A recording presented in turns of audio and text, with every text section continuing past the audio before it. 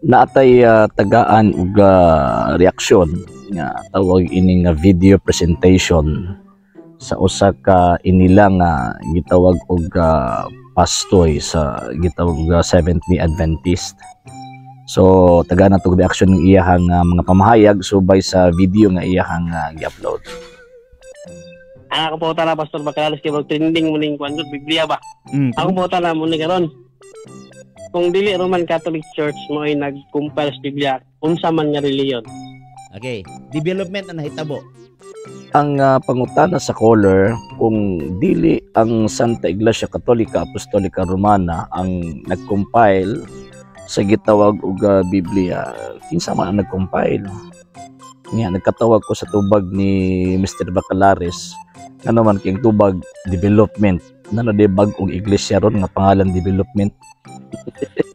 Pero tinglayo as tinae.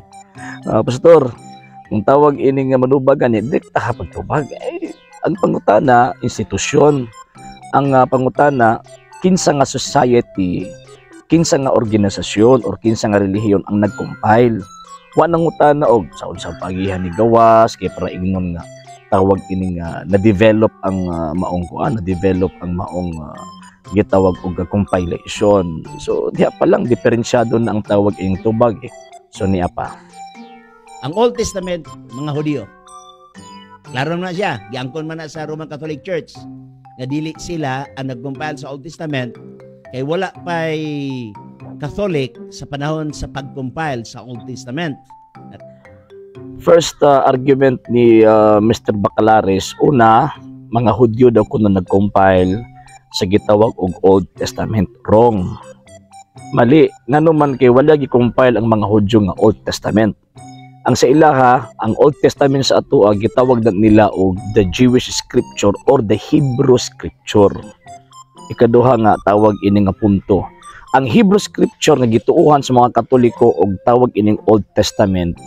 Ang compilation na hitabo officially mga around 90 AD. More than 50 years old na ang Iglesia Katolika nga nag-exist ana nga panahon before pa naghatag og official compilation or official canon ang mga Hudyo. And at the same time sa kanang mga panahon, even ang mga Hudyo, bahin sila anang maong gitawag og butanga. Tungod sa hinungdan nga ang mga Hudyo depende sa ilang tradisyon na sila mga ginasunod nga mga tawag ining canons or official list of books nga ilang gituuhan as inspired. So diha pa lang si Mr. Bacalaris wa kabalo sa tawag ining kasaysayan sa gitawag og balaang kasulatan, particularly sa Old Testament.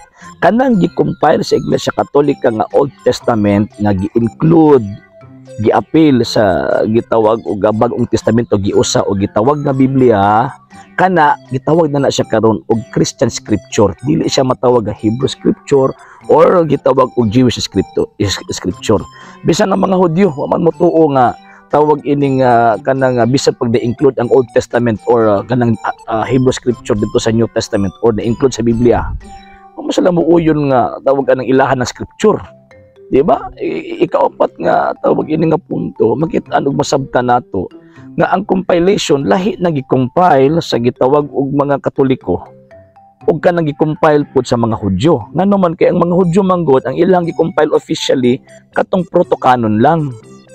Pero sa gitawag og simbahan Katolika ni balik sa original gi-compile tong unofficial list of books nga gi-translate ni adtong 200 to 250 BC sa panahon ni King Ptolemy II kung tawag ini nga wala ko masayop kanang Septuagint version or mas na known nga Alexandrian canon. So diha pa lang diferensyado na ang panabot ni Mr. Bacalaris ug wala mahaom sa tawag ini kon wala mahaom sa kamatuuran ba sa kasaysayan ilabi na sa gitawag og Old Testament. Okay, mahitungod sa New Testament development ang nahitabo. Wala tay supag nga naay gitawag og development sa canon or compilation sa New Testament. Dili ta tawag ini nga musupag ana. Ang punto nato dinha og ang main question kinsa ang nag-compile. So, kung dili Iglesia Katolika, Apostolika Romana, kinsa? And sa New Testament, kung may develop ang maong compilation sa gitawag og New Testament, kinsa namang responsableng tao na adinha? Unsa na nga responsableng reliyon ang naa dinha? Anong dili man na madirek tagtubag sa mga Seventh Day Adventist nga sila na. Ngano man kay Seventh Day Adventist mimuto man misulpot man mga around 1863 pinaagi sa mga Amerikanong magtutukod, Ellen G. White, James White, J.N. Andrews ug Joseph Bates. Subot pasabot bisan pag unsaon nila og deny, kumingon sila nga dili na Iglesia Katolika, di po sila kahatag og kinsa gyud. Kinsa gyud ang tawag na nag-compile ng gitawag og New Testament. And at the same time, for the first 300 years, wala pa'y official canon or official compilation ang Iglesia Kristiyana ana nga panahon tungod sa hinungdan nga kan nga panahon under persecution pa ang gitawag og mga Kristiyano ana nga panahon. Nahitabo lang nga na official compilation, official list of books gikolekta, gi-compile og ma-include sa gitawag og sacred scripture nga gituohan nato nga Biblia karon 5th century na.